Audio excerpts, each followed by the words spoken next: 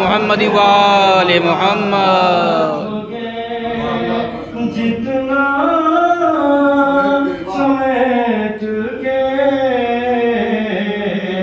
نعرے سے بات پڑھتے ہیں اور جب رکھ دیا قدم تو بسائیں گے زمین کربلا سے ہر ایک نبی کا گزر ہوا لیکن وہاں پہ کوئی نبی رک نہ سکا. امام آج فرماتے ہیں کہ جب رکھ دیا قدم تو بسائیں گے کربلا ہم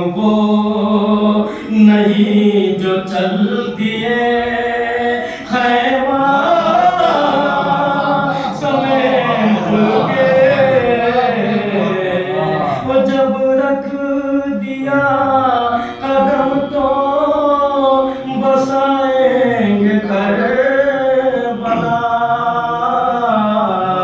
ہم وہ نہیں جو چل دیے خیمہ سمیٹ کے اڑنے بس ایک راستے سبحان اللہ سبحان نعرہ سبحان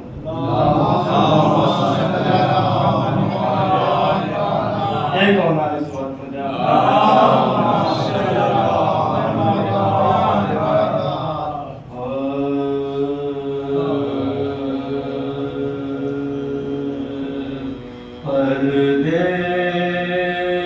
پردیسی ان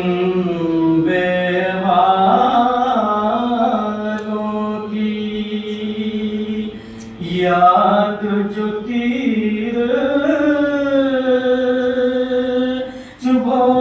چبھوتی ہے پردیسی ان بیواروں کی یاد جو تیر چبھوتی ہے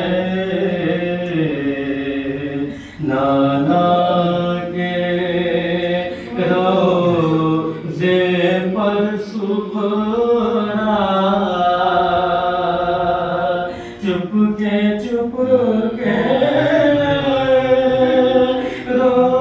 روتی ہے پردیسی ان بیواروں کی آنے والے بھائی کا رستا تکتی ہے بیمار بہن آنے والے بھائی کا رستا تکتی ہے بیمار بہن بھائی کی مجبور جوانی برچھی کھائے سوچتی ہے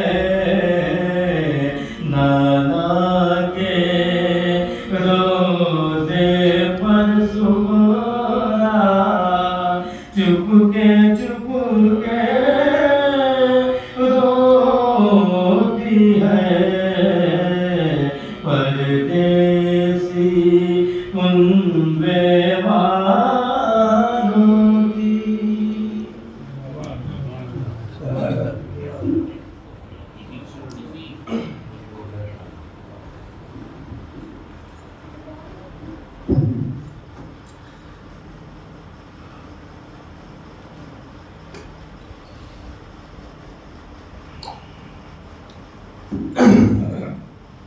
ایک آواز میں بلند نعرہ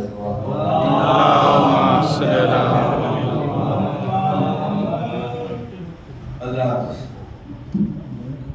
گروج بھائی کا حکم ہے بس کچھ اشعار آپ کی سماعتوں میں حوالے کر رہا ہوں کہ ایک مرحومہ کے سال سواب کی مجلس ہے اور معززات بھی تھی تاکہ رہنمائی بھی تھی چار پچھلے اس سلسلے سے سماعت فرمانے کہ سید بےکس کے غمخواروں کو موت آتی نہیں سید بےکس کے غمخواروں کو موت آتی نہیں عابد مستق کے بیماروں کو موت آتی نہیں سید بےکس کے غمخواروں کو موت آتی نہیں عابد مستق کے بیماروں کو موت آتی نہیں اور تھپیاں دے کر سنا دیتی ہے رحمت قبر میں نیند آتی ہے اداکاروں کو موت آتی نہیں نیند آتی ہے اداکاروں کو موت آتی نہیں اللہ دو شعر اور سماعت فرمائے کہ یہ کربلا ہے اجالا یہیں سے نکلے گا، یہ کربلا ہے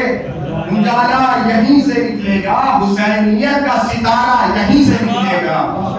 اور لعین کہتے تھے چھلنی کرو جبین حسین، لعین کہتے تھے چھلنی کرو جبین حسین، جبین کہتی تھی سجدہ یہیں سے نکلے گا، جبین کہتی تھی سجدہ یہیں سے نکلے گا، اور یہیں پہ طالب بیعت کو موت آئے گی، بغیر خاص یہیں پہ طالب بیعت کو موت آئے گی، یزیدیت کا جنازہ یہیں سے نکلے گا، یہیں پہ طالب بیعت کو موت آئے گی، یزیدیت کا جنازہ یہیں سے نکلے گا۔ بس آخر میں ایک مطلب کی شعر اور سماعت فرما لیں، اس کے بعد میں مولانا کی خدمت میں گزارش کرتا ہوں کہ میری زبان پہ وظیفہ میرے حسین کا ہے، میری زبان پہ وظیفہ میرے حسین کا ہے، میرا تو جاگنا سونا میرے حسین کا ہے، اور بتاؤں آپ کو کیا کیا میرے حسین کا ہے،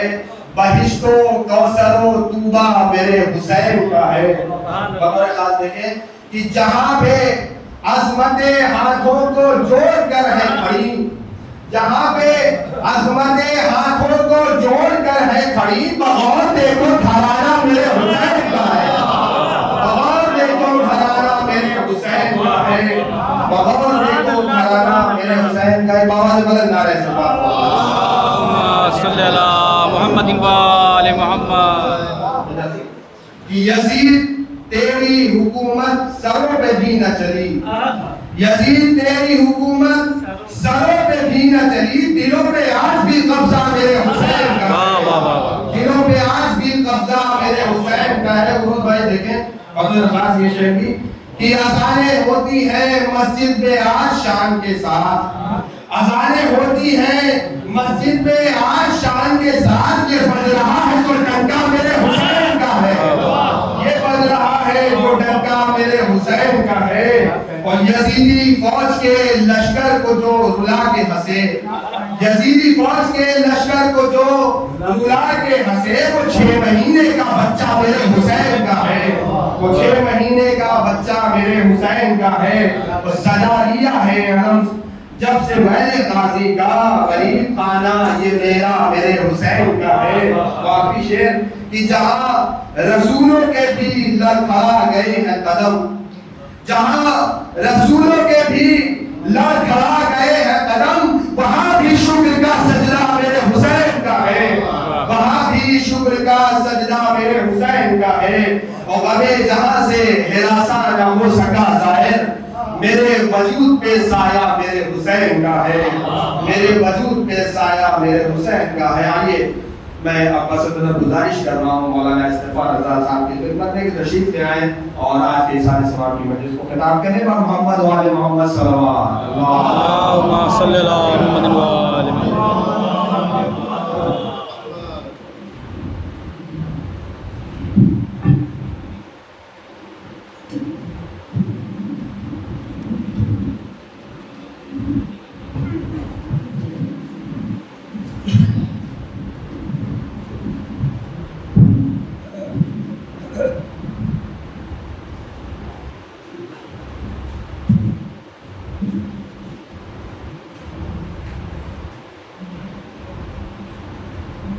ایک بار سورہ نام اور 3 بار سورہ توحید کے پیغام تبسم زہرا بنت انس۔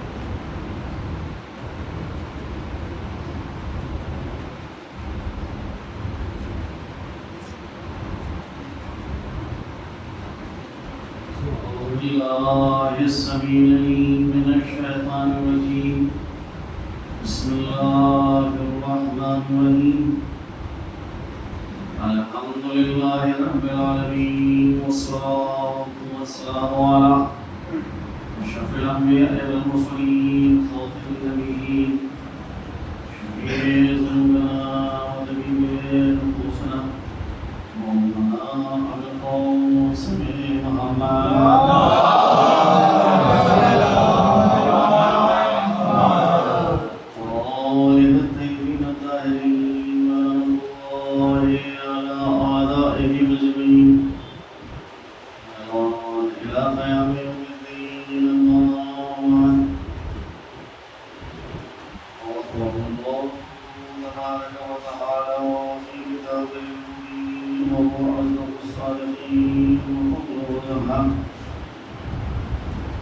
بسم الله الرحمن الرحيم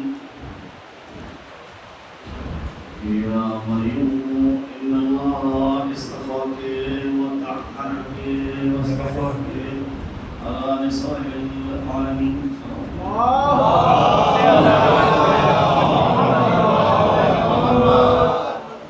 اللہ سبحانہ وتعالی قرآن کریم میں اپنے پیغمبر کو خطاب کر کے ارشاد فرما رہا ہے کہ اس موقع کو یاد کیجیے کہ جب مفتر عمران محراب عبادت میں کھڑی ہوتی تھی اور ملائکہ ان کو آ کر سلام کرتے تھے اور کہتے تھے اے مریم اللہ نے آپ کو منتخب کیا چنا ہے اور آپ کو پاک و پاکیزہ قرار دیا اور چنا ہے عالمین کی عورتوں کے لیے. ظاہر اگر آیہ کریمہ کو دیکھا جائے تو یہ آیہ کریمہ حضرت مریم بنت عمران کی لیے آیت تطہیر ہے، ان کی پاکیزگی کا اعلان کر رہی ہے. اس طرح سے اہلیت اطہار کے لیے پاکیزگی کا اعلان وہ آیت جو سورہ احزاب میں آئی ہے، اس سے وفیض مجلسہ صدیق صاحب یہاں پر یہ ہے حضرت مریم کی تطہیر اور پاکیزگی کا اعلان. اللہ سبحانہ و تعالیٰ کی جانب سے جب کسی کو آئیڈیل بنایا جاتا ہے، اسوہ بنایا جاتا ہے، اس میں دو چیزوں کو مد نظر رکھا جاتا ہے. ایک تو یہ کہ انتخاب اللہ کی جانب سے، دوسری چیز یہ ہے کہ جس کو نمونہ بنایا جا رہا ہے اس کے اندر کردار کی پاکیزگی پائی جائے. اگر کردار کی پاکیزگی نہیں، کارن انسان جس کو اپنے لیے آئیڈیل بناتا ہے، کبھی کبھی اس کو ساختہ آئیڈیل کے اوپر انسان کو شرمندہ ہونا پڑتا ہے کہ ہم تو آپ کو کیا سمجھتے تھے اور آپ کیا کریں. لیکن اللہ کی جانب سے جب کسی کو اسوہ قرار دیا گیا ہے، نمونہ بنایا گیا ہے، اس سے معنی کیا ہے کہ اس کی کردار کی اللہ ضمانت ہے. اب یہ مسئلہ ہے کہ دیکھیے علم کلام کا مسئلہ ہے کہ اگر اللہ کسی کی کردار کی ضمانت دے رہا ہے کہ نہیں یہ کبھی گناہ نہیں کر سکتا، اس کے معنی کیا ہے کہ اللہ نے اس کے ارادے اور اختیار کو اس سے چھین لیا یا اس کے سینے میں وہ دل نہیں جو اس کو گناہوں کی جانب دعوت ہے. بھائی اللہ نے اپنے انبیاء کے حوالے سے، ائمہ تحریم کے حوالے سے ضمانت لی ہے کہ یہ گناہ کے نزدیک کبھی نہیں جا سکتے. بہت سے دنیا میں لوگ ہیں جو گناہ نہیں کرتے، گناہ کے نزدیک نہیں کرتے، لیکن ان بہت سو سے ان کا امتیاز یہ ہے کہ یہ تنہا گناہ نہیں کرتے بلکہ خیال گناہ بھی ان کے ذہن میں نہیں آتا. وہ بہت سے جو ہیں وہ یہ دعویٰ تو کر سکتے ہیں کہ ہاں ہم نے کبھی گناہ نہیں کیا، لیکن کون ایسا ہے جو یہ کہے کہ کبھی خیال سے گناہ بھی میرے ذہن میں نہیں آیا؟ اب وہ بہرحال انسانی فطرت اور انسانی نیچر کے برخلاف سمجھی جاتی ہے کہ جناب یہ کیسے ہو سکتا ہے کہ انسان جو ہے وہ گناہ کے متعلق نہ سوچے، ایسے کیسے ہو سکتا ہے؟ جب سینے کے اندر وہ دل ہے جو انسان کو برائیوں کی جانب دعوت دیتا ہے، جب احساسات ہیں، جذبات ہیں، وہ نفس ہے کہ جو انسان کو برائیوں کی جانب بلاتا ہے، جب اس دنیا کی چمک دمک ہے جو انسان کو دعوت گناہ دے رہی ہے، اس کے بعد خیال گناہ ہے، بڑی عجیب سی چیز ہے۔ ابھی مسئلہ یہ ہے کہ یہ قابل قبول نہیں ہے، یا تو پھر یہ کہا جائے کہ ان کے سینے میں وہ دل نہیں، ان کے پاس وہ احساسات نہیں، ان کے پاس وہ جذبات نہیں، بھائی یہ معصوم ہیں۔ معصوم کی معنی کیا ہے؟ اللہ نے ان کو پاک و پاکیزہ بنا دیا ہے، ان کو وہ احساس ہی نہیں دیے، یا احساس ہیں لیکن کوئی فرشتہ مسلط ہے جو ان کو گناہ نہیں کرنے دیتا ہے۔ بھائی ایسی شخصیت ہماری آئیڈیل نہیں بن سکتی کہ جس کے سینے کے اندر وہ دل ہی نہیں ہے کہ جو اس کو برائیوں کی جانب دعوت دے۔ روز قیامت ہم خدا کی بارگاہ میں کہنے کا یہ حق رکھتے کہ پروردگار تو نے ان کو ایسا بنایا لہٰذا ان سے گناہ نہیں ہوا، ہم کو بھی ایسے ہی بنا دیتا ہم بھی گناہوں سے دور رہتے اور ہمارے ذہن کے اندر بھی خیال نہیں آتا۔ آئیڈیل اور نمونہ وہی شخصیت بن سکتی ہے کہ جس میں سنخیت کے اعتبار سے وحدت پائی جاتی ہے، حقیقت جس کی ایک ہو، جیسے ہمارے احساسات ہیں، جیسے ہمارے جذبات ہیں، ویسے اس کے اندر بھی جذبات پائے جاتے ہوں، ویسے اس کے اندر بھی احساسات پائے جاتے ہیں۔ اب سوال اٹھتا ہے کہ پھر کیا وجہ ہے کہ ہم گناہ کر لیتے ہیں یا نہیں بھی گناہ کرتے ہیں تب بھی بہرحال ذہن میں خیال گناہ آ جاتا ہے، اور یہ ذات مقدسہ وہ ذات مقدسہ ہے۔ یہ جو گناہ تو کیا خیال گناہ بھی ذہن میں کوئی ایسی ملموس مثال ہے کہ جس کے ذریعے سے اس حقیقت کو ہم سمجھیں۔ دیکھیے معاملہ یہ ہے، انسان گناہ کی جانب اس وقت راغب ہوتا ہے جب کسی چیز کے نتیجے سے وہ واقف ہو، لیکن اگر اس کے نتیجے اور رزلٹ سے واقف ہے قطعاً پھر اس کے ذہن میں خیال گناہ نہیں ہے۔ بجلی کوئی بلاوت آئے یہاں پہ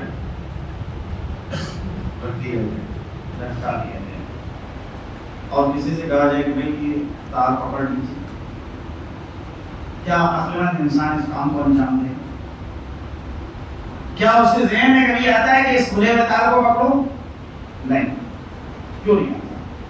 کیونکہ وہ اس کے نتیجے سے واقف ہے۔ اگر اس بجلی کے کھلے ہوئے تار کو پکڑا تو اس کا نتیجہ کیا نکلے گا، رزلٹ کیا نکلے گا؟ ایک 10 منزلہ عمارت کے اوپر کسی کو سوار کیا جائے، اٹھا جائے یہاں سے چھلانگ لگا دو، کود جاؤ، کیا کودے گا؟ نہیں، ارادے و کیوں؟ کیا کسی نے ارادہ سلب کر لیا ہے؟ کیا اختیار کو سلب کر لیا ہے؟ کیا نہ ارادے کو سلب کیا ہے نہ اختیار کو سلب؟ صرف مسئلہ یہ ہے کہ نتیجہ ہم جانیں۔ یہ نالیوں کے اندر جو پانی بہ رہا ہے، کیا کبھی کسی کے دل میں یہ خواہش پیدا ہوئی ہے، کبھی خیال پیدا ہوا ہے کہ کثیف پانی کو پی لیا ہے؟ خیال بھی نہیں آتا ہے ذہن میں۔ کیوں نہیں آتا ہے خیال کہ اس کثیف پانی کو پیا جائے؟ کہا اس کی کثافت اور نجاست سے اس حد تک ذہن آشنا ہے کہ نفرت محسوس کرتا ہے۔ بس یہی مسئلہ ہے معصوم کا کہ ہر گناہ کی کثافت اور نجاست سے ذہن معصوم اتنا آشنا ہوتا ہے کہ وہ گناہ کیا خیال گناہ بھی ذہن میں اس کے لیے سلامت رہے محمد۔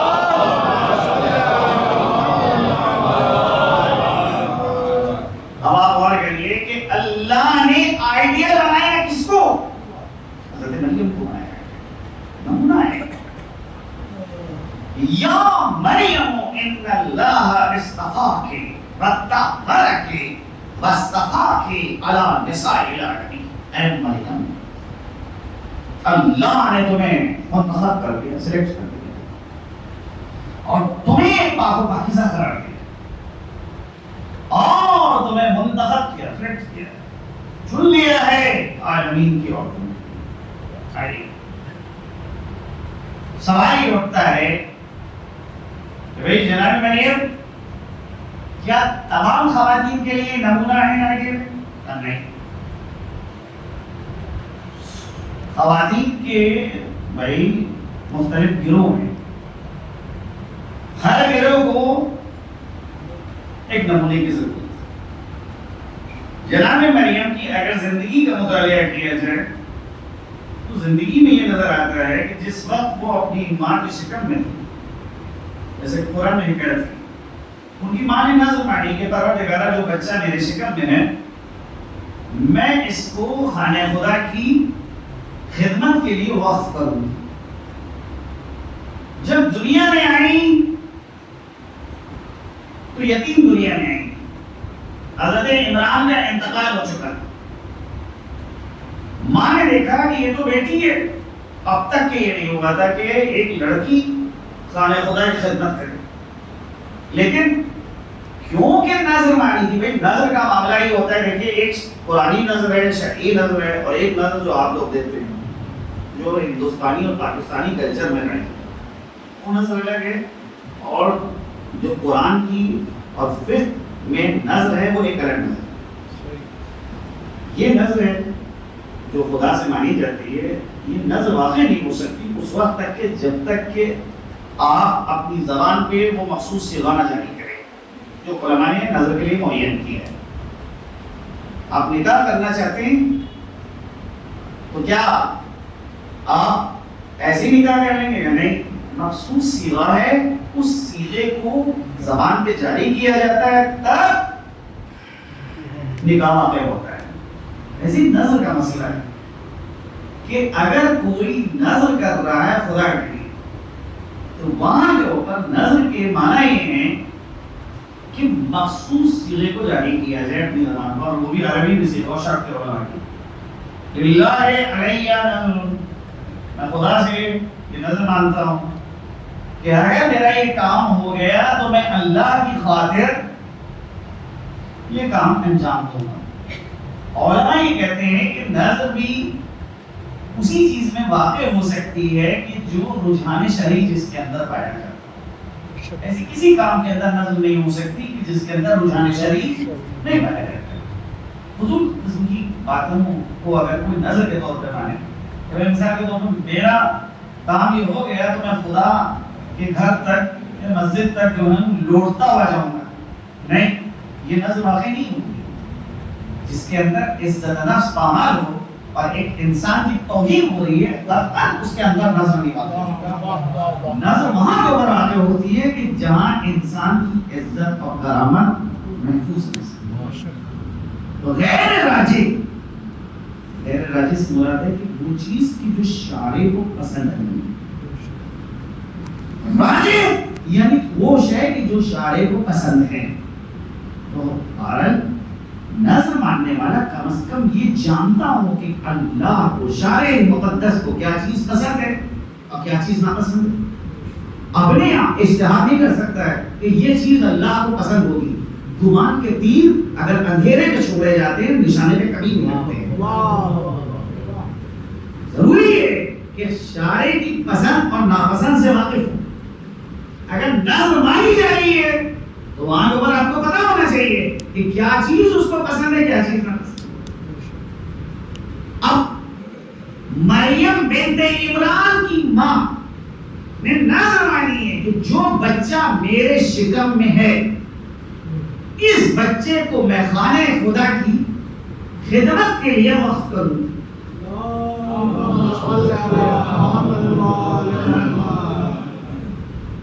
نتیجہ کیا ہوتا ہے کہ وہ جناب جب ولادت ہوئی حضرت مریم کی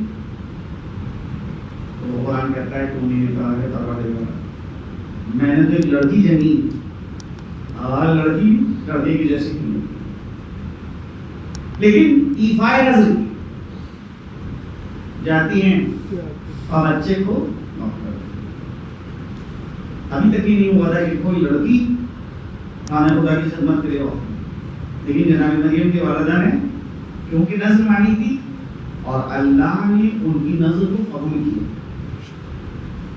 چنانچہ وہ خانہ خدا میں ایک مخصوص کمرہ تھا جس کے اندر ان کو لے جا کے رکھ دیا گیا کہ آپ اسی میں رہیں گی، باہر سے کمرہ مقفل رہتا تھا۔ دن میں ایک مرتبہ حضرت زکریا جاتے تھے اور جانے کے بعد کمرے کا تالا کھولتے تھے، جو ضرورت کا سامان ہوتا تھا وہ حضرت مریم کے لیے وہاں پہ فراہم کرتے تھے۔ لیکن یہ خاتون معنوی اعتبار سے اس منزل کے اوپر پہنچتی ہے کہ قرآن کہتا ہے کہ جناب مریم کے پاس جب جناب زکریا آتے ہیں تو دیکھتے ہیں کہ ان کے سامنے مختلف پھل رکھے ہیں، مختلف میوے رکھے ہیں، اور وہ میوے اور وہ پھل رکھے ہیں جو اس فصل میں پیدا نہیں ہوتے۔ حیرت سے اس زمانے کا نبی زکریا مریم سے سوال کرتا ہے، یا مریم انا لک ھذا، اے مریم یہ سب پھل کہاں سے آئے ہیں؟ جواب میں وہ کہتی ہیں ھذہ من عند اللہ، یہ سب کا سب اللہ کی جانب سے آیا۔ ان اللہ یرزق من یشاء بغیر حساب، اللہ جسے چاہتا ہے بغیر حساب کے عطا کرتا ہے۔ ہاں جناب زکریا کو اس کے ذریعے سے معنوی اعتبار سے مریم اس منزل کے اوپر پہنچ چکی ہیں کہ اس زمانے کا کوئی مرد ان سے مقابلہ نہیں کر سکتا، کوئی رشتہ ایسا نہیں تھا معنوی اعتبار سے کہ جس کے ہمراہ جناب مریم کی شادی ہو سکتی۔ لہذا حدیث میں آیا ہے کہ بھئی اللہ نے اپنے بعض انبیاء اور بعض شخصیتوں کو بعض افراد کے لیے نمونہ بنایا ہے۔ خوبصورت اور حسین اور جمیل لوگوں کے لیے اللہ نے حضرت یوسف کو نمونہ بنایا کہ روز قیامت ان حسین اور جمیل افراد سے پوچھا جائے گا، بھائی آپ کیوں بیٹھے، کیوں گمراہ ہوئے؟ تو کہیں گے پروردگارہ تو نے ہم کو حسن دیا تھا، جمال دیا تھا، لہذا اس حسن اور جمال نے ہم کو بہکا دیا۔ ان کے سامنے اللہ حضرت یوسف کو پیش کرے گا کہ کیا تم یوسف سے زیادہ حسین اور جمیل تھے؟ میرے اس بندے نے کیسے عفت اور باردانی کا دامن اپنے ہاتھ میں رکھا اور ایک لمحے کے لیے بھی بیوی راہ سے منحرف نہیں۔ اللہ نے سرمایہ داروں کے لیے، پیسے والوں کے لیے حضرت سلیمان کو نمونہ بنایا۔ جو مالدار لوگ ہیں، پیسے والے لوگ ہیں، روز قیامت ان سے سوال ہوگا آپ کیوں بیٹھے؟ سرمایہ تھا، مال تھا، اس نے جو ہے وہ منحرف کر دیا۔ کیا سلیمان سے زیادہ تمہارے پاس دولت تھی؟ ایسی حکومت کہ اولین و آخرین میں کسی کے پاس ایسی حکومت نہیں، یہ حکومت ملی۔ اس کے بعد بھی ایک لمحے کے لیے میرا یہ بندہ میری راہ سے منحرف۔ اسی طرح سے اللہ نے ان لڑکیوں کی جو کمال کی منزلوں کو طے کرتی اور زمانے کا مرد کوئی ان کی برابری نہ کر سکے، ان کے لیے اللہ نے مریم بنت عمران کو کہ وہ لڑکیاں جو معنوی اعتبار سے کمال کی منزل پہ فائز ہیں، اور اگر وہ منحرف ہو جائیں تو روز قیامت ان کے اوپر حجت قائم ہو سکے۔ میرے سوال ہوگا کیوں آپ منحرف ہوئے؟ کیا کریں؟ کوئی مرد ہمارے زمانے کا میرے برابر کا نہیں تھا۔ ایسی لڑکیوں کے لیے اللہ نے حضرت مریم کو نمونہ بنایا کہ یہ مریم بنت عمران کی زندگی ہے، ایسی خاتون کہ اس منزل کے اوپر فائز ہو چکی ہے کہ فرشتوں سے ہم کلام ہے، گفتگو کرتے ہیں، اور اس زمانے کا کوئی مرد اس منزل کے اوپر فائز نہیں تھا جس منزل کے اوپر مریم بنت عمران فائز تھی، جو پاک و پاکیزہ خاتون۔ بہرحال علامہ اقبال نے ایک جگہ کے اوپر تقابل کیا ہے حضرت مریم اور جناب زینب، اور انہوں نے کہا کہ مریم از یک نسبت عیسیٰ عزیز، از سے نسبت حضرت زہرا عزیز، مریم ایک نسبت سے عالمین کی عورتوں سے افضل ہیں کیونکہ مریم مادر عیسیٰ ہے۔ لیکن دو نسبتیں مریم کے نہیں پائی جاتی ہیں۔ مریم نہیں بتا سکتی کہ ایک بیٹی کو اپنے باپ کے ساتھ کیسا سلوک کرنا چاہیے، کیونکہ جب دنیا میں آئی تو یتیم آئی۔ حضرت عمران کا انتقال ہو چکا، پہلا موقع نہیں ملا جناب مریم کو، جناب مریم یہ بتا سکے کہ ایک بیٹی کو اپنے باپ کے ساتھ کیسا سلوک کرنا چاہیے۔ اسی طرح سے جناب مریم نہیں بتا سکتی کہ ایک زوجہ کو اپنے شوہر کے ساتھ کیا سلوک کرنا چاہیے، کیسا برتاؤ کرنا چاہیے، کیونکہ شادی نہیں ہوئی۔ کوئی مرد اس زمانے میں معنوی اعتبار سے اس لائق نہیں تھا کہ ان کا شوہر بنے۔ اللہ ان کو اپنی نشانی بنا رہا ہے، نمونہ بنا رہا ہے۔ ہاں جناب مریم یہ تو بتا سکتی ہیں کہ ایک ماں کو اپنی اولاد کی کیسے پرورش کرنا ہے، دربار نے یہ کہا۔ لیکن جناب زہرا سلام اللہ علیہ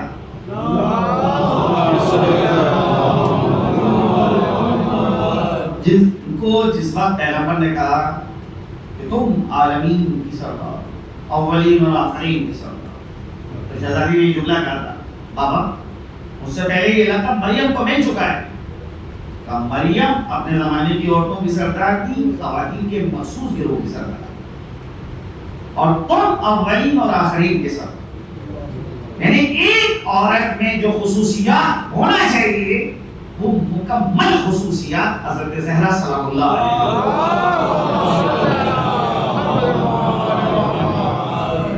جناب مریم ایک مخصوص طبقے کے لیے نمونہ ہے، کیونکہ انبیاء ماسلف اور گزشتہ انبیاء ہیں ان کا دور جو ہے وہ ایک عبوری دور ہے، لیکن پیغمبر اسلام کا جو دور ہے وہ ایک مستقل دور ہے۔ ایک ایک نبی کو ایک ایک خصوصیت دی گئی، کسی کو صرف بشارت کے اوپر معمور کیا گیا، کسی کو صرف انذار کے اوپر معمور کیا گیا، کسی کو صرف ایک قبیلے کے لیے نبی بنایا گیا، کسی کو ایک علاقے کا نبی بنایا گیا۔ تنہا یہ خصوصیت ہمارے پیغمبر کو حاصل ہے کہ عالمین کے لیے پیغمبر کو نبی بنایا گیا۔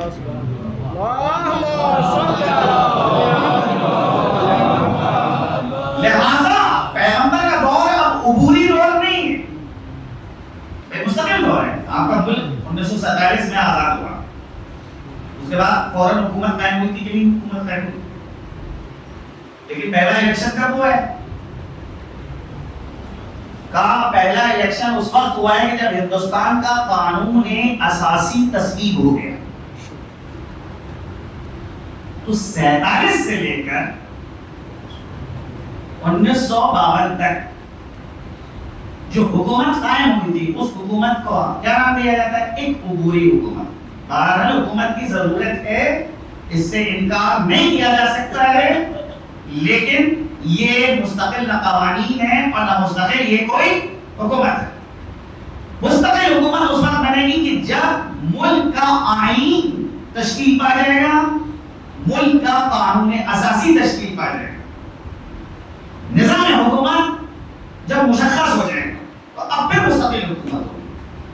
پیغمبر خاتم سے پہلے جتنے بھی انبیاء آئے ہیں سب کی حیثیت عبوری حیثیت ہے، لیکن خود پیغمبر ایک مستقل حیثیت رکھتے ہیں۔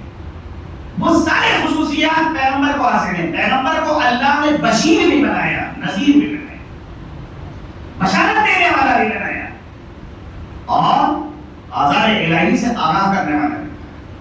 لہذا جو پیغمبر سے وابستہ کردار ہے ان کے اندر بھی وہ خصوصیات پائے جائیں گے کہ وہ مستقل حیثیت رکھیں گے، عبوری حیثیت نہیں رکھیں گے۔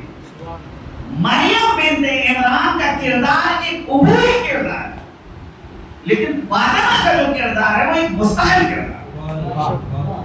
نتیجہ یہ ہے کہ جناب زہرا سلام اللہ علیہا صلی اللہ علیہ محمد 18 سال کا سن ہے، اس 18 سال کے سن میں جناب سیدہ نے قیامت تک آنے والی عورتوں کے لیے نمونہ پیش کیا۔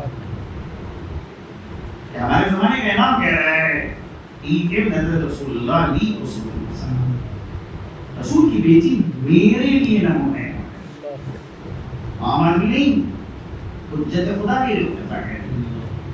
ابن رسول اللہ لی اسوۃ حسنہ، رسول کی بیٹی میرے لیے نمونہ ہے۔ اور حدیث اتنی معتبر ہے، آپ سوچیں کہ غیرت نعمانی، امام کی غیرت کے اوپر ایک مستقل کتاب ہے۔ نعمانی ہمارے ان بزرگ علماء میں شمار ہوتا ہے ان کا کہ جو کلینی کے مشائخ میں جن کا شمار کیا جاتا ہے۔ انہی میں جو کتاب لکھی ہے امام کی غیرت کے حوالے سے، اس میں یہ حدیث امام فرماتے ہیں کہ فی ابن رسول اللہ لی اسوۃ حسنہ، رسول کی بیٹی میرے لیے نمونہ ہے۔ تو سوال اٹھتا ہے، بس ایک سوال، اس سوال پہ توجہ دیں۔ بالکل 18 سال کی زندگی ہے، اور اس 18 سال کی زندگی بھی محدود زندگی، جب قیامت تک آنے والی جو عورتیں ہیں وہ مختلف تہذیبوں کو دیکھیں گی، تہذیب میں جو ہے مختلف انقلابات دیکھیں گی، علم ترقی کرے گا، کبھی تہذیبوں کے اندر ارتقا پیدا ہوگا اور کبھی زوال پیدا ہوگا۔ ایسی صورت میں ان تمام اصناف کے لیے جناب سیدہ کیسے نمونہ دے سکتے اور کن امور میں جناب سیدہ کی پیروی کی جائے؟ یہ سوال اٹھ رہا ہے۔ آج اگر جب ایک عورت کو دعوت دی جائے کہ جناب سیدہ کو اپنا آئیڈل بنائے، کس امر میں جو آئیڈل بنائے گی؟ ان کی طرح سے چکی چلائے، جس طرح سے وہ مشق میں پانی بھر کے لاتی تھی اسی طرح سے مشق میں پانی بھر کے لائے، کھجور کے پتوں کا جیسے وہ بستر بناتی تھی، وہ جب بستر بنائے کھجور کے پتوں کا تب وہ جناب سیدہ کی پیروی کرے، جو لباس وہ پہنتی تھی وہ لباس پہنے تب وہ جناب سیدہ کی پیروی کرے، جو کا آٹا جو ہے وہ اس سے روٹی بنائے تب وہ جناب سیدہ کی پیروی کرے۔ یہ ان امور میں پیروی نہیں کرنے، ان سارے امور میں آپ کو آزاد رکھا گیا ہے، جو چاہے جیسے چاہے آپ کپڑے پہنیے، جیسے چاہے جو ہے آپ زندگی کے اور دیگر مراحل ان کو آپ انجام دیں، جیسا چاہے بستر جو ہے وہ آماد کریں، مکمل آپ کو اختیار دیں گے۔ پھر کن حضور بتا رہی ہیں معاملے جو ہے سیرت جناب سیدہ میں کچھ ایسی چیزیں پائی جاتی ہیں جو جن کو اصل سے تعبیر کیا جائے گا، قانون سے تعبیر کیا جائے گا، اور ان اصل کے اندر، ان اصول کے اندر کسی قسم کا کوئی تغیر نہیں ہوگا، کوئی تبدیلی نہیں۔ زمانہ لاکھ تبدیل ہوتا رہے، لاکھ تہذیبیں بدلتی رہیں، ان میں انقلاب آتا رہے، لیکن یہ اصول اپنی جگہ پہ ثابت رہیں، ان میں کسی قسم کی کوئی تبدیلی نہیں۔ سیرت سیدہ سے ان اصول کو ہمیں اور آپ کو نکالنا ہے، ان اصول کو دنیا کے سامنے پیش کرنا ہے کہ اگر آج ایک معاشرہ بے حیائی کے دہانے کے اوپر کھڑا ہے، اس کے سامنے حیاء سیدہ کو پیش کرنا ہے۔ اگر ایک معاشرہ بے شرمی کا مظاہرہ کر رہا ہے تو اس کے سامنے عفت اور پاکدامنی سیدہ کا مظاہرہ۔ اگر مسجد میں سوال کیا جا رہا ہے کہ ایک عورت کے لیے سب سے بہتر چیز کیا ہے تو خانہ سیدہ سے جواب جا رہا ہے کہ ایک عورت کے لیے سب سے بہتر یہ ہے کہ اس کو نہ کوئی مرد دیکھے نہ وہ کسی مرد کو دیکھے۔ یہ جواب کہاں سے آیا ہے؟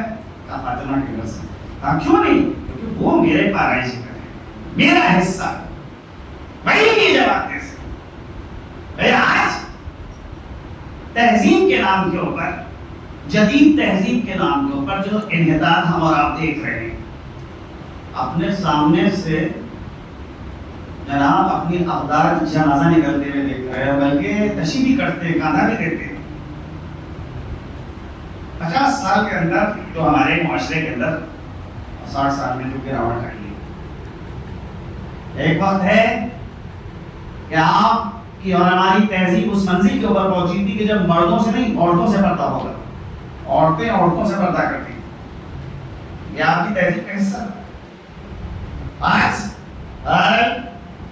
بھائی تہذیب کے اندر اتنا سوال آ چکا ہے کہ وہ خانوادے کہ جو عورتوں سے پردہ کرتے تھے، وہ عورتیں جو سودا بیچتی تھی، جن کا مردوں کے درمیان اٹھنا بیٹھنا تھا، شریف گھروں میں اجازت نہیں تھی کہ وہ عورتیں گھر کے اندر رکھیں، شریف گھر کی خواتین ان سے پردہ کریں۔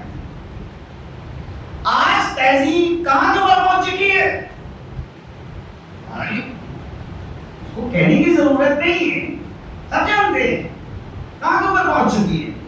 یا تو پھر وہ چیز غلط تھی یا آج کی چیز غلط ہے، دو میں سے ایسا تو نہیں ہو سکتا ہے کہ وہ بھی صحیح ہو یہ بھی صحیح۔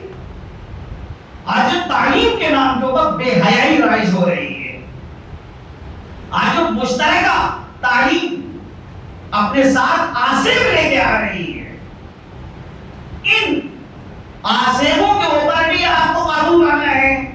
اور بہرحال مسئلہ یہ ہے کہ لڑکیوں کو، اپنی بیٹیوں کو علم کی روشنی سے بھی آشنا کرنا، تو آپ کے لیے سامنے جو ہے چیلنج، کیسے ان چیلنج کا جو ہے مقابلہ کیا جائے گا، کس طرح سے اس کے سامنے کھڑا ہوا ہے۔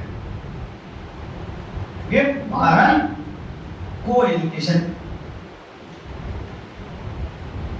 اس کے نقصانات زیادہ ہیں، فوائد جو ہیں وہ ہوں گے۔ بہرحال سب سے اہم چیز یہ پیدا ہو رہی ہے کہ بہرائی معاشرے کے اندر پیدا ہو رہی ہے۔ آج گھروں کے اندر جو حال ہے، کون سا ایسا گھر ہے، کون سا ایسا خانوادہ ہے جو دعویٰ کرے کہ بالکل پاک و پاکیزہ خانوادہ ہے۔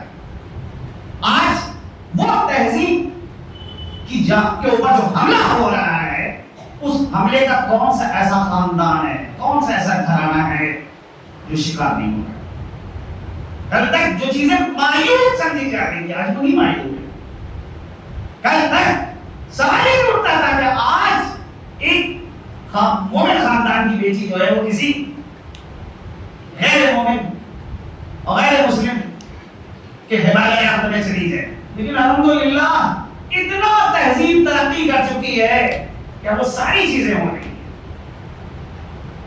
مانگوں پر کیا کیا جا رہا ہے؟ ہمارے پاس مقابلہ کرنے کے لیے کوئی لاہے عمل ہے یا نہیں ہے لاہے عمل؟ یا تو پھر یہ کہا جائے کہ واقعی یہ چیزیں جو قرآن میں بیان کی گئی ہیں یہ صرف اس لیے ہے کہ اب قابل عمل نہیں رہی ہے، کسی زمانے میں قابل عمل تھی، اب یہ قرآن جو آیا ہے وہ اس لیے آیا ہے کہ آپ اس کو سر پہ رکھیے، بوسہ دیجیے، اور مرحومین کے سارے سوال کے لیے جو ہے وہ چند لوگوں کو کرائے کے بلائیے اور بلا کے بڑھوا دیجیے، بلائے سارے سوال۔ یہ ہے قرآن جو بیان۔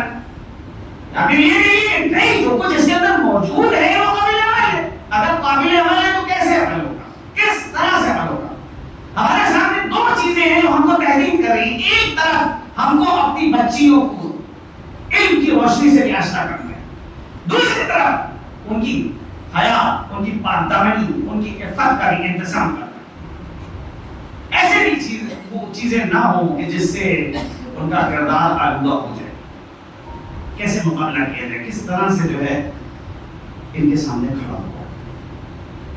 آج کے دور میں سب سے زیادہ حیا فاطمہ کی ضرورت ہے۔ وہ فاطمہ جنہی نے گھر کے بھی امور کو انجام دیا ہے اور باہر جو معاشرے کے تقاضے ان کو بھی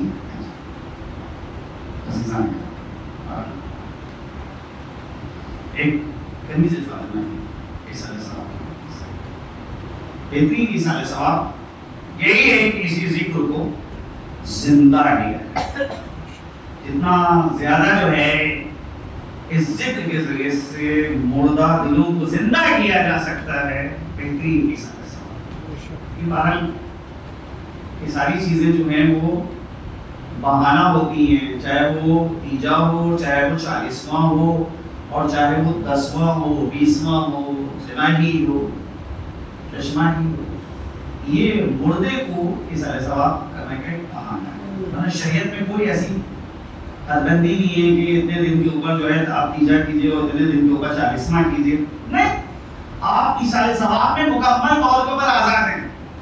جس دن انتقال ہوا اسی دن آپ مجلس رکھیے، دوسرے دن مجلس رکھیے، تیسرے دن مجلس رکھیے، جب چاہے مجلس رکھیے، جیسا چاہے آپ اظہار ثواب کرنا چاہتے ہیں، مکمل طور پر شریعت نے آپ کو جو ہے اجازت دے رکھی ہے، جیسا چاہے آپ اظہار ثواب کا انتظام کریں، مگر اظہار ثواب ہونا چاہیے، اور اگر جو ہے شواف نہ ہو، دکھاوا نہ ہو، وہاں پہ اظہار ثواب نہیں ہے۔ کچھ چیزیں ایسی ہیں کہ جو مومنین جو ہے، جہاں پر مومنین کو اجتہاد کرنا چاہیے وہاں پہ مومنین اجتہاد نہیں کرتے، وہاں پہ دوسروں کی تقلید کرتے ہیں۔ جہاں پہ مومنین کو تقلید کرنا چاہیے وہاں پہ مومنین تقلید نہیں کرتے۔ البتہ 40ویں کے موقع کے اوپر ایک صاحب کو دیکھا کہ وہ دعاؤں کی کتابیں جو ہیں انہوں نے تقسیم کروائیں، دوسرے صاحب کو دیکھا کہ انہوں نے قرآن مجید تقسیم کروا دیا۔ ارے بھائی، اگر واقعا قرآن مجید اور ان دعاؤں کی کتابوں کی ضرورت ہے تب تو واقعا آپ تقسیم کروائیں گے، لیکن اگر ضرورت نہیں ہے، آپ تقسیم کروا رہے ہو، لینے والے لیتے ہیں، لے جا کے گھر میں رکھ دیتے ہیں، یا وہ لوگ ہیں کہ جو اصل میں عربی پڑھنا نہیں جانتے، تو پھر آپ اظہار ثواب کا کون سا طریقہ اختیار کریں گے جس سے اظہار ثواب بھی ہو جائے اور آپ کے معاشرے کی ضرورت بھی پوری ہو جائے؟ آپ اس زبان میں ائمہ طاہرین کے اقوال یا ان کی سوانح حیات کو بانٹیں کہ جس سے پڑھنے والے پڑھیں بھی، استفادہ بھی کریں اور اظہار ثواب بھی ہو۔ اسی طرح سے مسئلہ ہو رہا ہے کہ بھئی ایک طریقہ رائج ہے کہ وہ مرنے والے کے لیے جو ہے وہ جناب جو ہے وہ خاص قسم کے کھانے پکتے ہیں، اور پکنے کے بعد جو ہے اس کے اوپر جو ہے فاتحہ ہوتی ہے۔ اصل میں اظہار ثواب ہے ان سوروں کا، کھانے کا ثواب جو ہے اس صورت میں ملے گا کہ جب آپ کسی مستحق کو تلاش کر لیں، کسی بھوکے تک یہ کھانا پہنچا دیں۔ لیکن اگر کوئی بھوکا نہیں مل رہا ہے، کوئی مستحق نہیں مل رہا ہے، تو پھر کیا کیا جائے گا اس کھانے کا؟ بھائی کسی سے آپ کہیے گا کہ یہ بھائی جناب کھانا ہے فاتحہ کا، پہنچا دیں آپ کو، آپ لیں گے؟ معاشرے کے اندر جو ہے جیسے ہی نام سنتے ہیں جناب فاتحہ کا کھانا نہیں دیں گے، تو کیا طریقہ اختیار کیا ہے؟ ایک انسان کی عزت نفس کا بھی پاس و لحاظ رکھا ہے اور اظہار ثواب دیتے ہیں۔ ضروری نہیں ہے کہ یہ جناب پلاؤ پک کے اور سفیدہ پک کے اور اچار آئے اور مربع آئے اور جناب دہی آئے اور ملائی آئے، یہ اظہار ثواب کرنا ہے۔ ہم اپنے اطراف، اپنے خاندان، اپنے پڑوسیوں میں تلاش کریں کون ایسا غریب ہے، جائیں اس کے 1 مہینے کا راشن رکھوا دیں، صرف اس سے یہ کہیں کہ میرا جی چاہ رہا تھا کہ یہ راشن میں آپ کے یہاں اپنی جانب سے اس مہینے کا رکھواؤں۔ خدا سے یہ کہیں کہ پروردگار جو بھی اس کا ثواب ہے وہ ہمارے اس مرحوم کو تو پہنچا، عزت نفس بھی محفوظ رہ جاتی ہے اور سارے ثواب۔ کربلا کے اندر آپ غور کیجیے کہ کربلا میں جہاں جنگ واقع کی ہے وہاں کے اوپر اخلاقی اقدار کا بھی پاس و لحاظ کیا، خاص طور پہ کربلا میں کرامت نفس اور عزت نفس کا بڑا خیال رکھا ہے۔ ایسا آپ غور کیجیے، ہمارے ایک بزرگ عالم گزرے ہیں آج سے تقریباً 150 سال پہلے، شیخ جعفر شستری۔ سید الشہداء امام حسین کے حوالے سے انہوں نے بعض کتابیں لکھی ہیں، ایک کتاب ان کی ہے خصائص الحسین، اور مسائل کے حوالے سے انہوں نے وہ نکتے نکالے ہیں جو ان سے پہلے گزشتہ علماء اس جانب متوجہ ہوئی، خاص خصوصیت ان کی ذاتی تحقیق کہ جس طرح سے کربلا والے 3 دن کے پیاسے تھے ویسے ہی کربلا والے 3 دن کے بھوکے،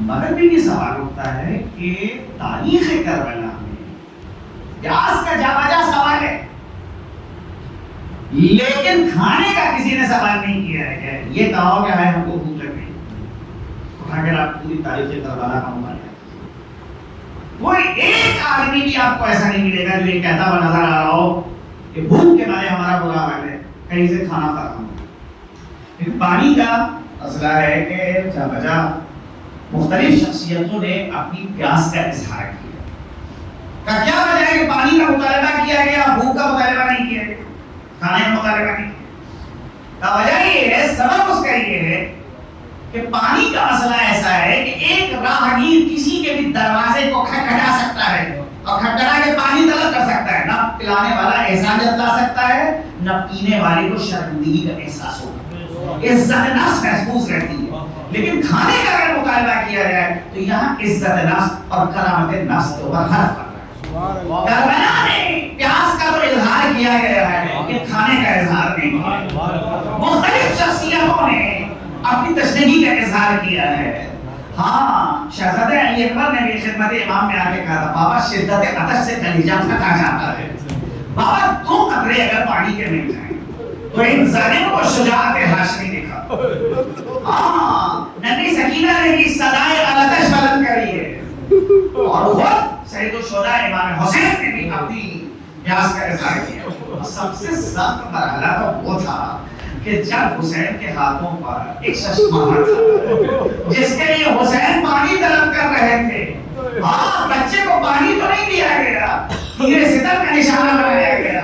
حسین حیرت میں کہ میرے نانا کی عمر اس حد تک بدبخت ہو چکی ہے کہ ایک 6 مہینے کے بچے پر بھی رحم نہیں کیا۔ چنانچہ بارگاہ خداوندی میں عرض کرتے ہیں، پروردگارا میرا بچہ ناقہ سالے سے کم نہیں تھا۔ عاطف غیبی صدا دیتا ہے، حسین اس بچے کو تم ہمارے حوالے کر دو، جنت میں ہم نے اس کے لیے دایا کا انتظام کیا ہے۔ حسین نے جیسے ہی اس آواز کو سنا دل مطمئن ہو گیا، لیکن کیا کریں، باپ کو کیا جواب دیں گے؟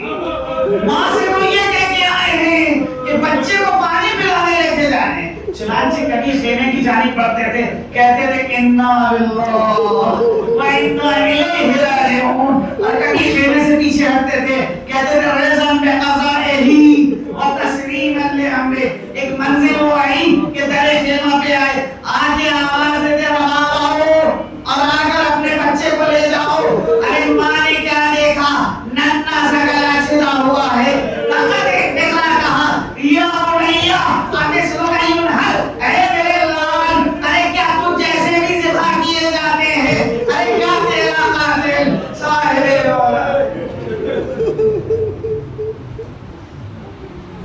سلام الذین ظلموا ای منقلب ینقلبون انا للہ و انا الیہ راجعون۔ الہی بحق زہرا ابیہا و بالہا و بنیہا، پروردگارہ اس مختصر سی مجلس کو قبولیت نہ کرے۔